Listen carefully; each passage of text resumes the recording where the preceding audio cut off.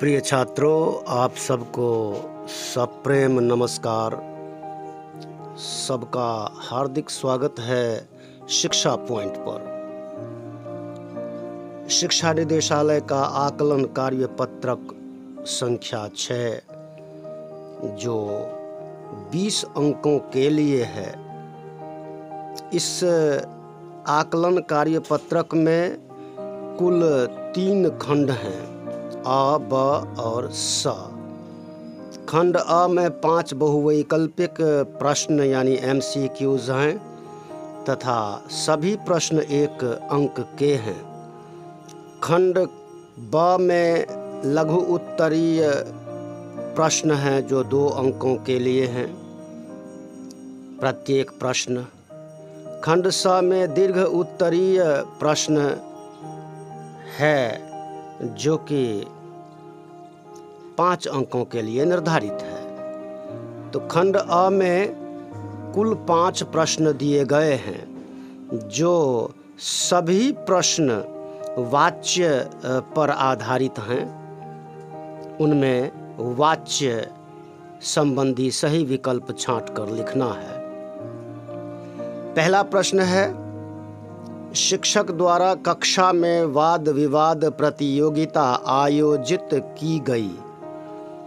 इस वाक्य में प्रयुक्त वाच्य है कर्मवाच्य। इसका सही विकल्प है ख, कर्मवाच्य। दूसरा प्रश्न है, मुझसे पढ़ा नहीं जाता। वाक्य में प्रयुक्त वाच्य है ग, भाववाच्य। सही विकल्प है। तीसरा प्रश्न है, मोहन ने कविता सुनाई। वाक्य में प्रयुक्त वाच्य है ख, कर्तृवाच्य। चौथा प्रश्न है, गीता ने गीत गाया। वाक्य में प्रयुक्त वाच्य है घ, कर्तृवाच्य।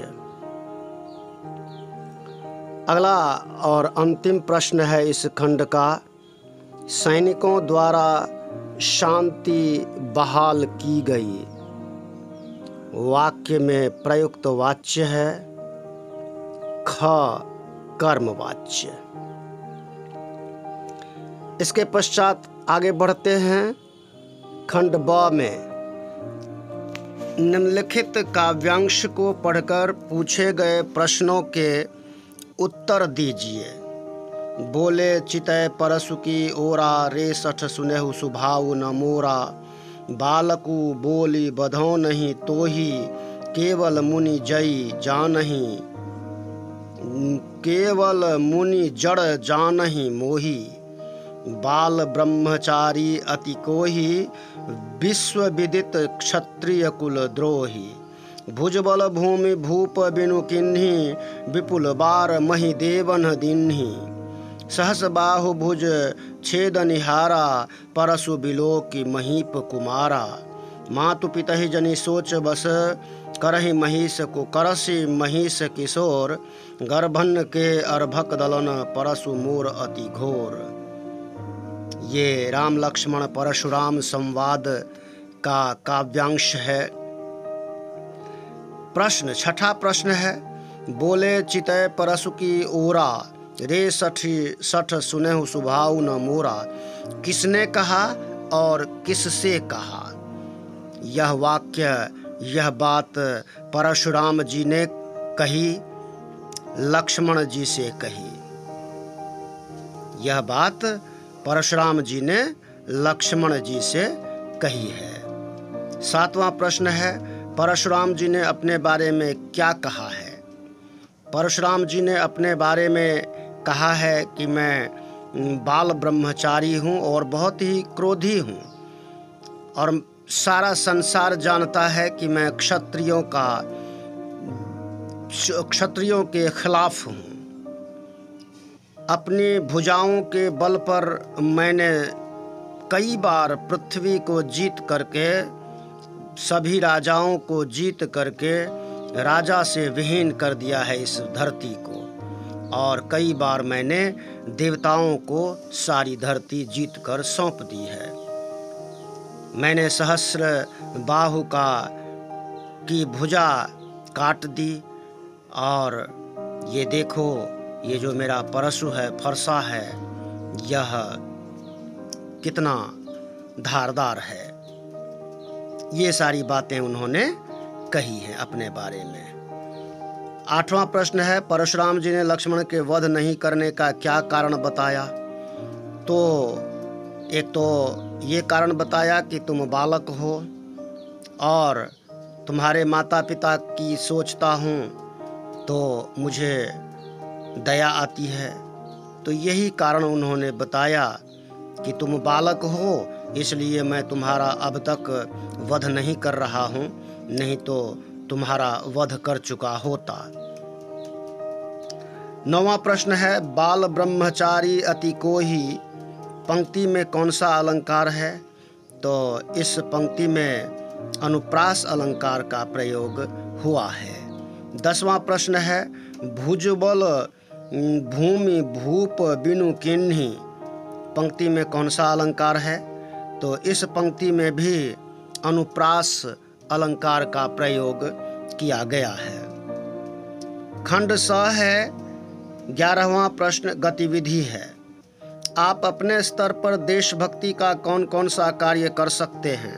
अपने मित्रों से चर्चा करके उनकी सूची बनाइए और उसके बारे में लिखिए। यह 5 अंकों का प्रश्न है, एक ही प्रश्न है। बच्चों, देशभक्ति से संबंधित हम बहुत सारे कार्य कर सकते हैं। मैं कुछ उदाहरण प्रस्तुत करता हूँ। आप अपनी ओर से सोच विचार करके, अपने सहपाठियों से चर्चा करके, अपने माता पिता से चर्चा करके आप इसके बारे में और अधिक लिख सकते हैं। हम सबसे पहला कार्य तो ये कर सकते हैं कि अपने देश और अपने धर्म की निंदा नहीं सुने।